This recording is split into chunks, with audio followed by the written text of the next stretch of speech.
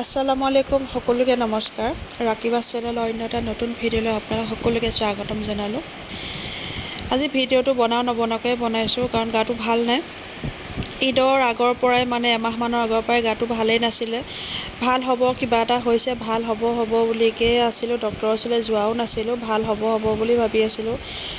ঘৰৰ ইটো সিটো কাম আৰু কি ঈদৰ সময়ত বহুতো কামৰ কাৰণে ডক্টৰৰ ওচৰলৈ যাব পৰা নাছিলোঁ। গেলেকীতে দুৱাৰ ওচৰক দেখালোঁ, দৰৱো খালোঁ, কিন্তু ভাল নোপোৱা যেন দেখি ঈদৰ এসপ্তাহমানৰ পাছত গাটো বেছিয়ে বেয়া হৈ গৈছিলে।